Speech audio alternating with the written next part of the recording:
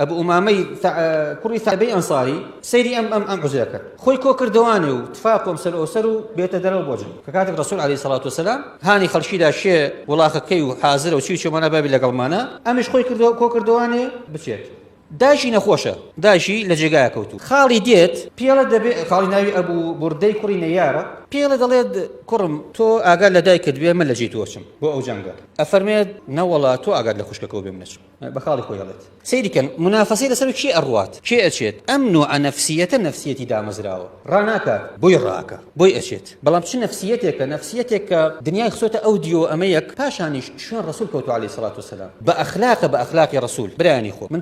بيموايا كيشمان لدو ديوا هي شلون كوي بينواني بدو ديوا خلق ماني إقدام وشجاعة وآزايتي هي بداخل زور جار أمش إقدام وشجاعة وآزايتيا كوملك سلوك أساسيات ترككين بو حسابك وآزايتي مان هبيت لمقابليا خرجك أو سلوك أخلاقياتي دز أكويت لمقابلي أوي يترسنوك بيت لكاتك أمانة لقل أوهم إقدام وآزايتي وشجاعة وشاونة رسان وجان بخشين وجان في ذاكر دنادا لآست سنوري الله سبحانه وتعالى لآست أخلاقياتي دينها كالله سبحانه وتعالى الرسول فيري كردون وصلاهم أم دوانا كو بكريتو ومسألة كبيت حركاتك نكسمان هبو بيت ليش لم دوانا زربة ما خواردو يا عزك مان هي أميتري لقلانية يا أميتري مان هي عزتك يمان دي لقلي